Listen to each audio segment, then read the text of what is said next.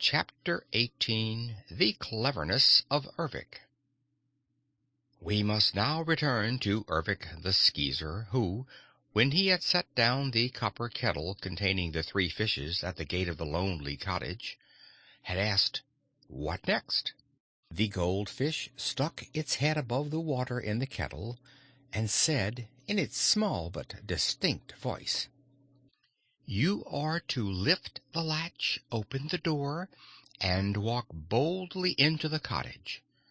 Do not be afraid of anything you see, for however you seem to be threatened with dangers, nothing can harm you. The cottage is the home of a powerful Yookoohoo named Rira the Red, who assumes all sorts of forms, sometimes changing her form several times in a day, according to her fancy. What her real form may be we do not know. This strange creature cannot be bribed with treasure, or coaxed through friendship, or won by pity. She has never assisted anyone or done wrong to anyone that we know of. All her wonderful powers are used for her own selfish amusement. She will order you out of the house, but you must refuse to go. Remain and watch Rira closely, and try to see what she uses to accomplish her transformations. If you can discover the secret, whisper it to us, and we will then tell you what to do next." "That sounds easy," returned Ervic, who had listened carefully. "But are you sure she will not hurt me or try to transform me?" "She may change your form," replied the goldfish, "but do not worry if that happens, for we can break that enchantment easily. You may be sure that nothing will harm you, so you must not be frightened at anything you see or hear." Now Ervic was as brave as any ordinary young man, and he knew the fishes who spoke to him were truthful and to be relied upon. Nevertheless, he experienced a strange sinking of the heart as he picked up the kettle and approached the door of the cottage. His hand trembled as he raised the latch, but he was resolved to obey his instructions. He pushed the door open, took 3 steps into the middle of the one room the cottage contained, and then stood still and looked around him. The sights that met his gaze were enough to frighten anyone who had not been properly warned. On the floor, just before Ervic, lay a great crocodile, its red eyes gleaming wickedly, and its wide open mouth displaying rows of sharp teeth. Horned toads hopped about. Each of the 4 upper corners of the room was festooned with a thick cobweb, in the center of which sat a spider as big around as a wash-basin, and armed with pincer-like claws. A red and green lizard was stretched at full length on the window-sill, and black rats darted in and out of the holes they had gnawed in the floor of the cottage. But the most startling thing was a huge gray ape, which sat upon a bench and knitted. It wore a lace cap, such as old ladies wear, and a little apron of lace, but no other clothing. Its eyes were bright, and looked as if coals were burning in them. The ape moved as naturally as any ordinary person might, and on Ervic's entrance stopped knitting, and raised its head to look at him. "Get out!" cried a sharp voice, seeming to come from the ape's mouth. Ervic saw another bench, empty, just beyond him, so he stepped over the crocodile, sat down on the bench, and carefully placed the kettle beside him. "Get out!" again cried the voice. Ervic shook his head. "No," said he, "I'm going to stay." The spiders left their 4 corners, dropped to the floor, and made a rush toward the young Skeezer, circling about his legs with their pincers extended. Ervic paid no attention to them. An enormous black rat ran up Ervic's body, passed around his shoulders, and uttered piercing squeals in his ears. But he did not wince. The green and red lizard, coming from the window sill, approached Ervic and began spitting a flaming fluid at him. Ervic merely stared at the creature, and its flame did not touch him. The crocodile raised its tail and, swinging around, swept Ervic off the bench with a powerful blow. But the Skeezer managed to save the kettle from upsetting, and he got up, shook off the horned toads that were crawling over him, and resumed his seat on the bench. All the creatures, after this first attack, remained motionless as if awaiting orders. The old gray ape knitted on, not looking toward Ervic now, and the young Skeezer stolidly kept his seat. He expected something else to happen, but nothing did. A full hour passed, and Ervic was growing nervous. "What do you want?" the ape asked at last. "Nothing," said Ervic. "You may have that," retorted the ape. And at this all the strange creatures in the room broke into a chorus of cackling laughter. Another long wait. "Do you know who I am?" questioned the ape. "You must be Rira the Red, the Yookoohoo," Ervic answered. "Knowing so much, you must also know that I do not like strangers. Your presence here in my home annoys me. Do you not fear my anger?" "No," said the young man. "Do you intend to obey me and leave this house?" "No," replied Ervic, just as quietly as the Yookoohoo had spoken. The ape knitted for a long time before resuming the conversation.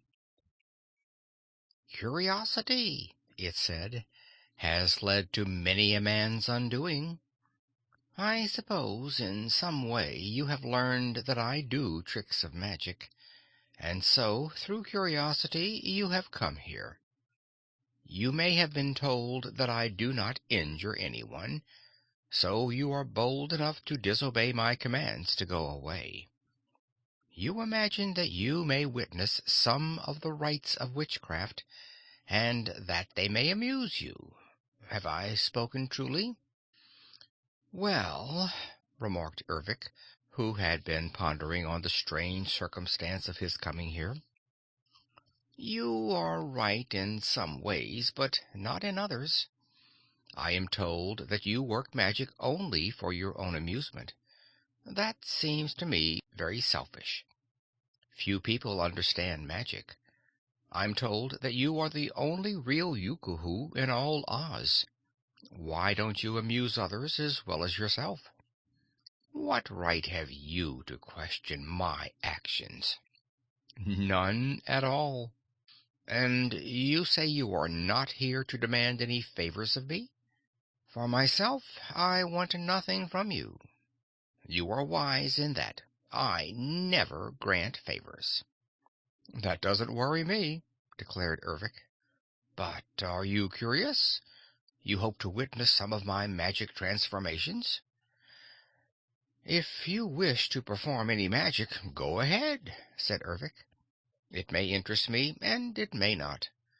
If you'd rather go on with your knitting, it's all the same to me. I am in no hurry at all." This may have puzzled Red Rira, but the face beneath the lace cap could show no expression, being covered with hair. Perhaps in all her career the Yookoohoo had never been visited by anyone who, like this young man, asked for nothing, expected nothing, and had no reason for coming except curiosity. This attitude practically disarmed the witch, and she began to regard the Skeezer in a more friendly way. She knitted for some time, seemingly in deep thought, and then she arose and walked to a big cupboard that stood against the wall of the room. When the cupboard door was opened, Ervic could see a lot of drawers inside, and into one of these drawers, the second from the bottom, Reera thrust a hairy hand. Until now, Ervic could see over the bent form of the ape, but suddenly the form, with its back to him, seemed to straighten up and blot out the cupboard of drawers. The ape had changed to the form of a woman, dressed in the pretty Gillikin costume. And when she turned around, he saw that it was a young woman whose face was quite attractive. "Do you like me better this way?" Reera inquired with a smile. "You look better," he said calmly, "but I'm not sure I like you any better." She laughed, saying, "During the heat of the day, I like to be an ape, for an ape doesn't wear any clothes to speak of. But if one has gentleman callers, it is proper to dress up." Ervic noticed her right hand was closed, as if she held something in it. She shut the cupboard door, bent over the crocodile, and in a moment the creature had changed to a red wolf. It was not pretty, even now, and the wolf crouched beside its mistress as a dog might have done. Its teeth looked as dangerous as had those of the crocodile. Next, the Yookoohoo went about touching all the lizards and toads, and at her touch they became kittens. The rats she changed into chipmunks. Now the only horrid creatures remaining were the 4 great spiders, which hid themselves behind their thick webs. "There!" Reera cried. "Now my cottage presents a more comfortable appearance. I love the toads and lizards and rats, because most people hate them. But I would tire of them if they always remained the same. Sometimes I change their forms a dozen times a day." "You are clever," said Ervic. "I did not hear you utter any incantations or magic words. All you did was to touch the creatures." "Oh, do you think so?" she replied. "Well, touch them yourself if you like, and see if you can change their forms." "No," said the Skeezer. "I don't understand magic, and if I did I would not try to imitate your skill. You are a wonderful Yookoohoo, while I am only a common Skeezer." This confession seemed to please Reera, who liked to have her witchcraft appreciated. "Will you go away now?" she asked. "I prefer to be alone." "I prefer to stay here," said Ervic. "In another person's home, where you are not wanted?" "Yes." "Is not your curiosity yet satisfied?" demanded Reera with a smile. "I don't know. Is there anything else you can do?" "Many things. But why should I exhibit my powers to a stranger?" "I can think of no reason at all," he replied. She looked at him curiously. "You want no power for yourself, you say, and you're too stupid to be able to steal my secrets. This isn't a pretty cottage, while outside are sunshine, broad prairies, and beautiful wildflowers. Yet you insist on sitting on that bench and annoying me with your unwelcome presence. What have you in that kettle?" "3 fishes," he answered readily. "Where did you get them?" "I caught them in the lake of the Skeezers." "What do you intend to do with the fishes?" "I shall carry them to the home of a friend of mine who has 3 children. The children will love to have the fishes for pets." She came over to the bench and looked into the kettle, where the 3 fishes were swimming quietly in the water. "They're pretty," said Reera. "Let me transform them into something else." "No," objected the Skeezer. "I love to transform things. It's so interesting, and I've never transformed any fishes in all my life." "Let them alone," said Ervic. "What shapes would you prefer them to have?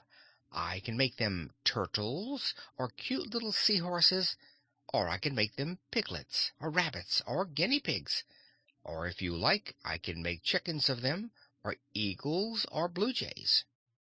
Let them alone, repeated Ervic. You're not a very pleasant visitor, laughed Red Rira. People accuse me of being cross and crabbed and unsociable, and they are quite right. If you had come here pleading and begging for favors, and half afraid of my Yukuhu magic, I'd have abused you until you ran away. But you're quite different from that. You're the unsociable and crabbed and disagreeable one, and so I like you and bear with your grumpiness. It's time for my midday meal. Are you hungry? No, said Ervic, although he really desired food. Well, I am, Rira declared, and clapped her hands together. Instantly a table appeared, spread with linen, and bearing dishes of various foods, some smoking hot. There were 2 plates laid, one at either end of the table, and as soon as Rira seated herself, all her creatures gathered around her, as if they were accustomed to be fed when she ate. The wolf squatted at her right hand, and the kittens and chipmunks gathered at her left. "Come, stranger, sit down and eat," she called cheerfully. "And while we're eating, let us decide into what forms we shall change your fishes." "They're all right as they are," asserted Ervic, drawing up his bench to the table. "The fishes are beauties, one gold, one silver, and one bronze. Nothing that has life is more lovely than a beautiful fish." "What? Am I not more lovely?" Rira asked, smiling at his serious face. "I don't object to you, for a Yookoohoo, you know," he said, helping himself to the food and eating with good appetite. "And don't you consider a beautiful girl more lovely than a fish, however pretty the fish may be?" "Well," replied Ervic, after a period of thought, "that might be. If you transformed my 3 fishes into 3 girls, girls who would be adepts at magic, you know they might please me as well as the fish do. You won't do that, of course, because you can't, with all your skill. And should you be able to do so, I fear my troubles would be more than I could bear. They would not consent to be my slaves, especially if they were adepts at magic, and so they would command me to obey them. No, Mistress Rira, let us not transform the fishes at all." The Skeezer had put his case with remarkable cleverness. He realized that if he appeared anxious for such a transformation, the Yookoohoo would not perform it, yet he had skillfully suggested that they be made adepts at magic.